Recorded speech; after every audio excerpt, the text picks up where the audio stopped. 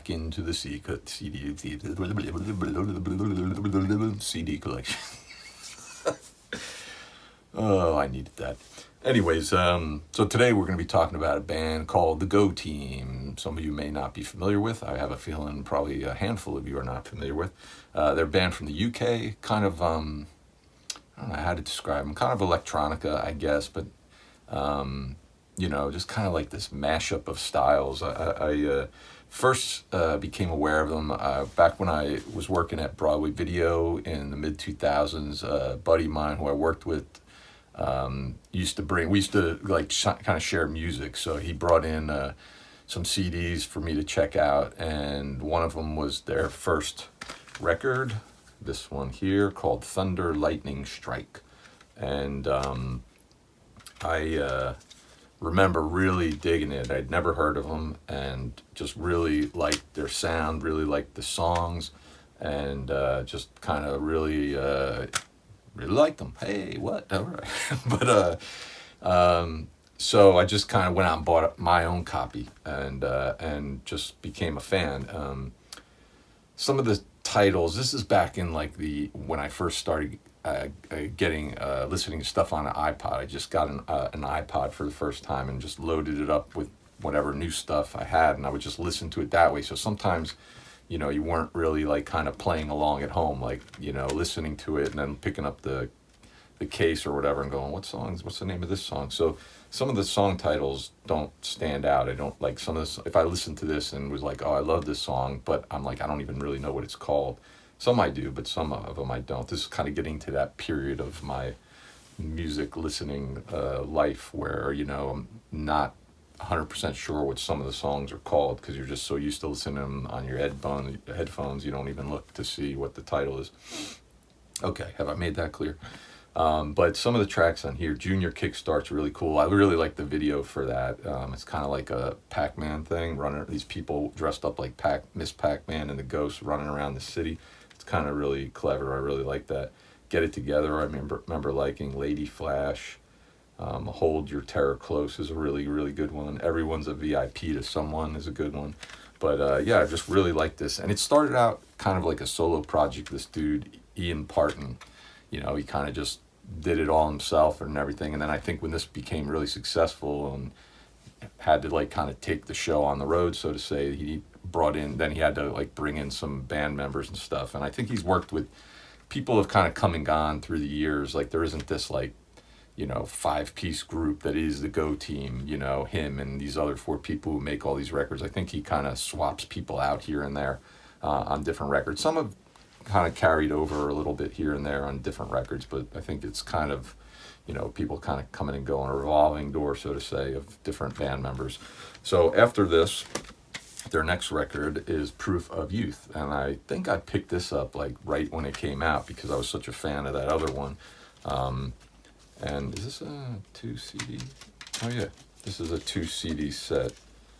So we got 2 CDs. I guess they have like a bonus disc of a few tracks.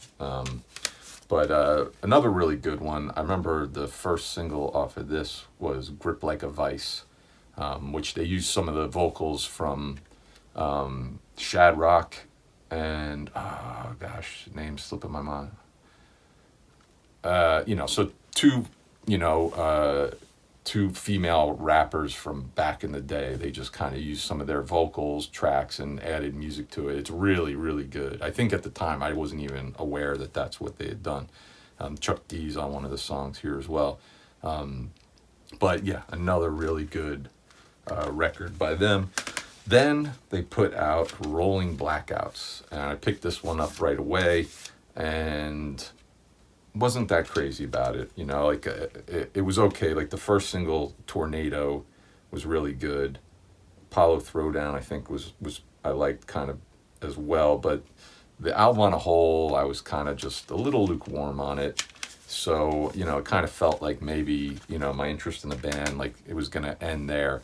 And it kind of did. And they put out another record after that, and I don't know if I heard anything from it. I don't think I really paid any attention to it at all. And then one day I was in Cactus Music in Texas, in Houston, and was just looking through, and I saw that they had the CD there, and I just was like, you know what, I'm gonna give it a try. Why not? Maybe there was a sale going on or something. So I picked up The Scene Between, and like I said, I picked this up at Cactus. I was working in Baton Rouge, Louisiana at the time, so I had the drive from Houston all the way back to Louisiana, you know, maybe 4 hours or something like that. And I remember putting this in the rental car, had a CD player, and putting this in to listen to it on the drive back, and just like instantly loved it. Just like every tune, I just loved it. Maybe my favorite record by them, next to the debut. And I just was like, yeah, I shouldn't have slept on this band. This is just an awesome record. And I ended up picking this up on vinyl down at Euclid in New Orleans. Maybe a year or two later. I liked it that much. But What'd You Say opens it up. The Scene Between, Walking the Jet Stream is great. Did You Know? Her Last Wave, The Art of Getting By, Reason Left to Destroy. Just really excellent album. I think if you want to give these guys a listen and check them out, Grip Like a Vice, that song is really cool. You should check that out. But I would say one of these records would be a good place to start. So after Scene Between, they put out Semicircle. I think 2017 or something like that. This came out. Yeah, 2017. And again, it's like I did the same thing almost. I liked The Scene Between so much, but then I just kind of, when this came out, I just kind of slept on it. I don't know why. Maybe I may have listened to some of these because at that point it was a little different. I think that when I, made a point to like sample the record and see what I thought, but I remember not thinking anything sounded all that great. But I bought this, I think, when COVID hit 2020. I was just kind of like, you couldn't go to record stores anymore because they were all shut down. So I remember just kind of like looking through eBay or something like that. Or I may have even bought this right from the band on their Bandcamp page. But I just decided, like, why not? Let me pick it up, And it's not bad. It's pretty good. There's a handful of songs. It's better than when I sampled it that I remember. But pretty good record, Semicircle. Then they put out in, I don't know what year, 2020 maybe, or 2021 or 22, they put out Get Up Sequences Part 1, which I feel is dangerous because so many bands name things Part 1 or Volume 1 or whatever, and then there's never a Volume 2. They kind of back themselves into a corner. But there is a Volume 2 coming this year, 2023. It's coming out, I think, in February or March. I thought about pre-ordering it, but I think, again, I'm going to hold out. Because this record, again, it's like almost like every other record with these guys. It's like they have a good one, then I'm not crazy about it. Then they have a real good one, and I'm not crazy about it. And this one, not that crazy about. It's okay. I mean, some of the songs are starting to grow on me, but initially I was like, I don't know. And then listened to it a few more times, and like I said, it's grown on me a little bit, so we'll see. The jury is still out on whether I'll pick up. I'm sure at some point I'll pick up Volume 2, but or Part 2, but I think I might hold off a little bit on that one. I'm not going to run out and grab it the day one or anything like that. So that's my collection of the Go Team. They have like a lot of like EPs and like remix versions of songs that they've also put out on CD as well that you could pick up. But yeah, a good band, like when all's said and done. I mean, at least 3 or 4 of these I really, really like a lot and listen to quite often. But yeah, check them out if you're interested. And like I said, this or this is probably a good place to dive in if you want to check them out.